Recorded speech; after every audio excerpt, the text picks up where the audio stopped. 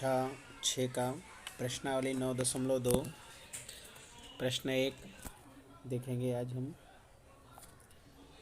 5 गांवों में पशुओं की कुल संख्या इस प्रकार है। गांव ए 80, गांव बी 120, गांव सी 90, गांव डी 40, गांव ई 60। तो हमें संकेत यानी संकेत ऐसे करके अपने को क्रॉस में ऐसे का प्रयोग करके जो 10 पशुओं को बताता, मतलब ये जो है ये 10 पशु के बराबर आपको बता रहा है। तो इन पशुओं का एक चित्र आलेख बनाना है और उसके आधार पर एक प्रश्न का उत्तर देना है। नंबर ए, गांव के ई पशुओं को कितने संकेत निरूपित करेंगे। दूसरा है बी, किस गांव में पशुओं की संख्या अधिकतम होगी। सी, किस गांव में अधिक पशु हैं, ए या गांव बी में। तो सबसे पहले आप एक ऐसा हम जो है समीकरण मतलब ग्राफ बनाएंगे। जैसे गांव ए उसमें 80 हैं तो 10, 10, 20, 10, 30, 10, 40, 10, 50, 10, 60, 10, 70, 10, 80। 80 गांव बी में 120 हैं तो 10, 10, 20, 10, 30, 10, 40, 10, 50, 10, 60, 10, 70, 10, 80, 10, 90, 10, 100, 10, 110, 10, 120। यानी ये जो एक यहाँ पर आपका लिखा हुआ है कि 10 पशु बराबर है इतने के एक, ये जो है। उसी तरह गांव सी में 90 पशु हैं तो 9 बार ये बनेगा, 1, 2, 3, 4, 5, 6, 7, 8, 9। फिर गांव डी में 40 है तो 1, 2, 3, 4। गांव ई में है कितने, 60, तो 1, 2, 3, 4, 5, 6। अब ये हमारा ग्राफ बना। अब इसके आधार पर हम प्रश्न कह सकते हैं कि आंसर देना है कि गांव ई के पशुओं को कितने संकेत में दिखाया गया है। तो आप यहाँ देख सकते हैं गांव ई के पशुओं को कितने संकेत में दिखाया गया है। तो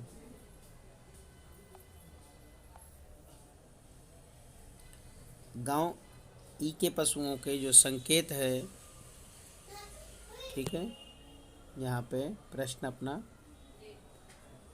गांव ई के पशुओं को कितने संकेत, तो ई गांव में यानी 60 पशु है तो उसको 6 में दर्शाया गया है। किसमें, 6 में, यहाँ पे 6 लिख सकते हैं। फिर दूसरा, किस गांव में पशुओं की संख्या सबसे अधिक है। तो ग्राफ में जैसा हम देख पा रहे हैं जो बी है उसमें सबसे अधिक 120 है, इसलिए गांव बी के पशुओं की संख्या अधिकतम है। सी है कि किस गांव में अधिक पशु हैं, गांव ए या सी में। अब यहाँ पर ए देखिए, ए गांव में 80 हैं, ए गांव में 80 और सी गांव में 90, तो यहाँ पर गांव सी में है अधिक पशु। ठीक है।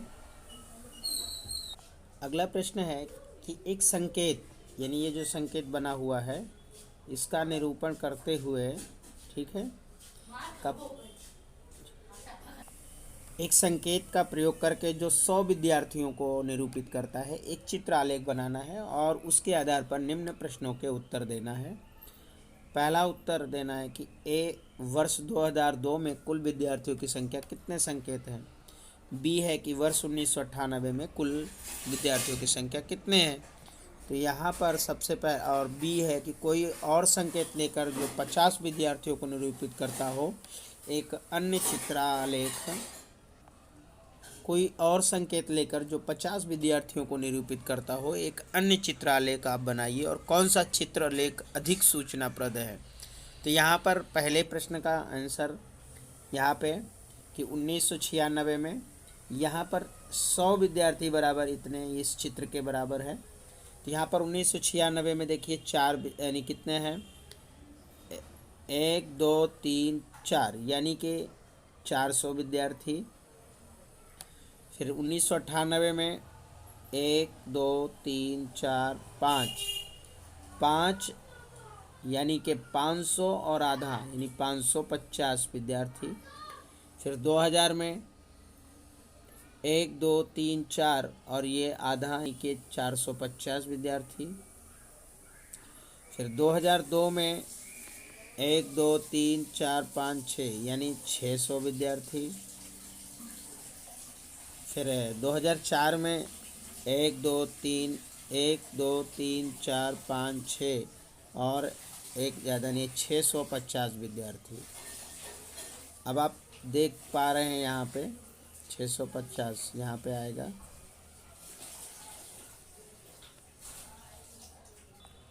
यहाँ पर वर्ष 2002 में 6 संकेत बता रहा है। देखो यहाँ पे आप ध्यान से 1 2 3 4 5 6।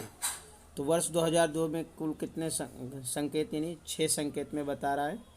1998 में 1 2 3 4 5 और एक अधूरा यानी 5 संकेत और एक अधूरा संकेत को बता रहा है। ठीक है। अच्छा, अब इसके बाद हम एक नया जो बनाना चाहें तो यहाँ पर हम बी जो है अपने मन से एक नया लेंगे। तो यहाँ पर हम बी वाले के लिए कि वर्ष 50 विद्यार्थी बराबर एक ये त्रिकोणा के। ठीक है। 1996 में हम देखते हैं 1 2 3 4 5 6 7 8 यानी 8 है अर्थात 400 के। फिर 1 2 3 4 5 6 7 8 9 10 ये 10 अर्थात 500 और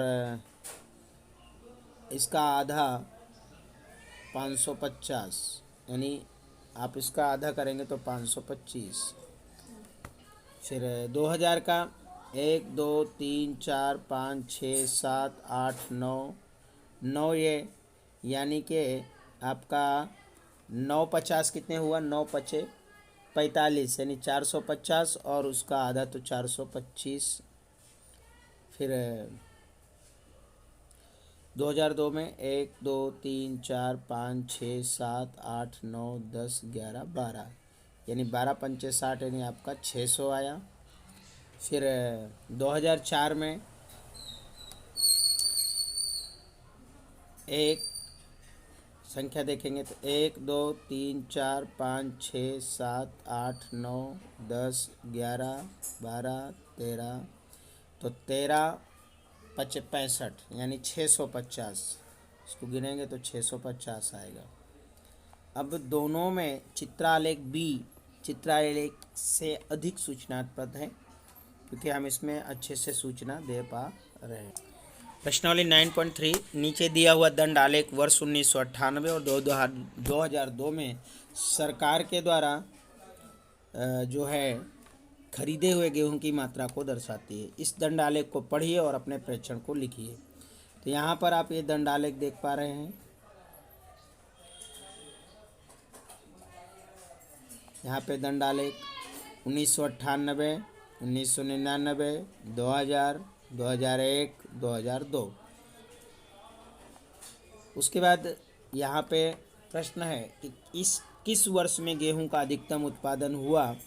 तो आप देख सकते हैं कि यहाँ पर ये जो 2002 है 2002 वर्ष में सबसे अधिक हुआ। फिर किस वर्ष में गेहूं का न्यूनतम उत्पादन हुआ तो 1998 में। ठीक है। अब प्रश्न नंबर 2, इस दंड आलेख को देखिए और जो एक रेडीमेड कपड़े की दुकान में सोमवार से शनिवार तक हुई कमीजों की बिक्री के बारे में बताता है। तो यहाँ पर 1 इकाई बराबर 5 कमीजें ली गई हैं। तो यहाँ पर शनिवार, फिर शुक्रवार, बृहस्पतिवार, बुधवार, मंगलवार, सोमवार। अब यहाँ पर संख्या दिया गया है नीचे 0 5 0 5 10 15 20 25 30 35 40 45 50 55 60 और 65। अब यहाँ पर प्रश्न है कि निम्नलिखित प्रश्नों के उत्तर देना है कि उपरोक्त दंड आलेख में क्या सूचना दर्शाई गई है। तो इसमें सबसे पहले दंड आलेख में एक रेडीमेड कपड़े की दुकान में सोमवार से शनिवार तक हुई कमीजों की बिक्री को दर्शाया गया है। बी है कि 1 इकाई में कितने बराबर है तो 1 इकाई में 5 कमीजें ली गई हैं। सी है शनिवार को अधिकतम 60 कमीजें बेची गई, यानी किस दिन अधिकतम बेची गई कमीजें हैं और कितनी संख्या में। तो सबसे अधिक देखिए शनिवार को है, कितनी है यहाँ शनिवार का ग्राफ आप देख सकते हैं, जो शनिवार का ग्राफ है ये शनिवार, और इसका ग्राफ जो है आपका लगभग यहाँ पे आ रहा है। तो शनिवार को सबसे अधिक 60 कमीजें बेची गई। किस दिन न्यूनतम कमीजें बेची गई? तो सबसे कम देखिए आपका मंगलवार आ रहा है इसमें, यहाँ पे मंगलवार जो है सबसे कम आ रहा है। ठीक है, तो किस दिन सबसे कम कमीजें और कितनी संख्या में बेची गई? तो यहाँ पर आप ये देखिए, ये जो कमीज है वो जो है 10 के उस पे आ रही, तो यानी 10 कमीजें इस दिन बेची गई। अब बृहस्पतिवार को कितनी कमीजें बेची गई? तो अभी देखिए बृहस्पतिवार, अब बृहस्पतिवार की यहाँ से मिलान कीजिए तो आप देखेंगे कि बृहस्पतिवार को 35 कमीजें बेची गई। कितनी कमीजें? 35 कमीजें। प्रश्न 3, इस दंडालेख को देखिए और जो अजीज द्वारा अर्धवार्षिक परीक्षा में विभिन्न विषयों में प्राप्त किए अंक को प्रदर्शित करता है। यहाँ पर 1 इकाई बराबर जो ग्राफ लिया गया है, 1 इकाई बराबर 10 अंक के हैं। यहाँ पर 0, 10, 20, 30, 40, 50, 60, 70, 80, 90। उसके बाद में यहाँ पर हिंदी विषय में 80, अंग्रेजी विषय में जो है, फिर गणित विषय में देखिए 70, फिर विज्ञान में देखिए 50, फिर विज्ञान सामाजिक विज्ञान में भी आप देख सकते हैं उससे थोड़ा सा कम। ठीक है, तो यहाँ पर है ये दंड आलेख क्या सूचना प्रदर्शित कर रहा है? तो आप इसमें क्या देख रहे हैं? तो जो ये दंड आलेख है वो अजीज द्वारा अर्धवार्षिक परीक्षा में विभिन्न विषयों में प्राप्त किए गए अंकों को बता रहा है कि अजीज ने अर्धवार्षिक परीक्षा में हर एक विषयों में, विभिन्न विषयों में अंक प्राप्त किए। फिर प्रश्न 2 बी जो है, किस विषय में अजीज़ ने अधिकतम अंक प्राप्त किए? तो आप देख सकते हैं हिंदी विषय में सबसे ऊपर ग्राफ है इसका, तो हिंदी विषय में उसने सबसे अधिक अंक प्राप्त किए और कितने हैं? तो 60। सी है, किस विषय में उसने न्यूनतम अंक प्राप्त किए? तो आप देख सकते हैं सबसे कम उसने सामाजिक विज्ञान में प्राप्त किए। ठीक है, अब डी है कि विषयों के नाम और उनके प्रत्येक प्राप्त अंक लिखना है। तो यहाँ पर विषय है पहला, जैसे है हिंदी, अंग्रेजी, गणित, विज्ञान और सामाजिक विज्ञान। तो हिंदी में 80 अंक, गणित अंग्रेजी में 60, गणित में 70, सामाजिक विज्ञान में 50 और सामाजिक विज्ञान में 40 अंक उसने प्राप्त किए। ठीक है, उसके बाद प्रश्नावली 9.4, एक स्कूल के 120 विद्यार्थियों द्वारा इस आशय से सर्वेक्षण किया गया है कि वे अपने खाली समय में किस क्रियाकलाप को पसंद करते हैं। निम्न आंकड़े दिए गए, जैसे खेलना 45 विद्यार्थी, कहानी की पुस्तक पढ़ना 30 विद्यार्थी, टीवी देखना 20 विद्यार्थी, संगीत सुनना 10 विद्यार्थी और पेंटिंग करना 15 विद्यार्थी। तो यहाँ पर 1 इकाई बराबर लंबाई बराबर 5 विद्यार्थी का पैमाना लेकर एक दंड आलेख बनाइए और खेलने के अतिरिक्त कौन सा क्रियाकलाप अधिक विद्यार्थियों द्वारा पसंद किया जाता है? तो खेलने के अतिरिक्त कहानी पुस्तक पढ़ना, आप देख सकते हैं कहानी की पुस्तक सबसे ज़्यादा 30 आता है, खेलना यहाँ पर 45 आया है, खेलना जो है यहाँ पर 45 है और टीवी कहानी की पुस्तक यहाँ पर 30% है। तो यहाँ खेलने के अलावा कहानी की पुस्तक पढ़ना उनको ज़्यादा पसंद है। तो यहाँ पर ये जो हम दंड आलेख इसको बता सकते हैं और लिख सकते हैं कि यहाँ पे खेलना, कहानी की पुस्तक पढ़ना, टीवी देखना, संगीत सुनना और पेंटिंग करना। तो इस तरह से यहाँ पर विद्यार्थियों की संख्या, यहाँ 1 इकाई बराबर 5 विद्यार्थी लिए गए। फिर नीचे में जो है पसंद किया गया क्रियाकलाप लिखकर ये एक हम बार ग्राफ बना सकते हैं। ठीक है, प्रश्न 2, 6 क्रमागत दिनों में किसी दुकानदार द्वारा बेची गई गणित की पुस्तक की संख्या यहाँ दी है। जैसे दिन और बेची गई पुस्तक, तो रविवार, सोमवार, मंगलवार, बुधवार, बृहस्पतिवार और शुक्रवार। बेची गई पुस्तक रविवार को 65, सोमवार को 40, मंगलवार को 30, बुधवार को 50, बृहस्पतिवार को 20 और शुक्रवार को 70। तो सबसे पहले हम ऐसे एक बार ग्राफ बनाएंगे। यहाँ पर हम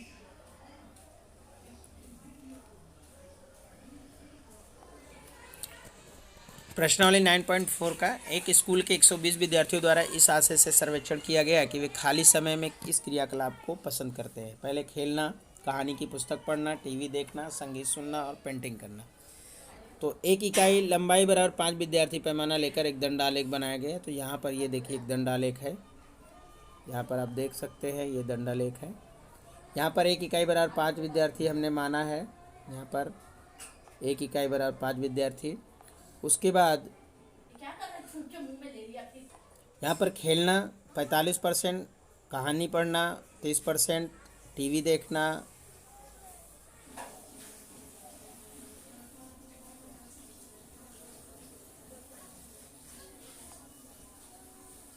फिर उसके बाद संगीत सुनना और पेंटिंग करना। तो खेलने के अतिरिक्त कहानी की पुस्तक पढ़ना बहुत पसंद है बच्चों को।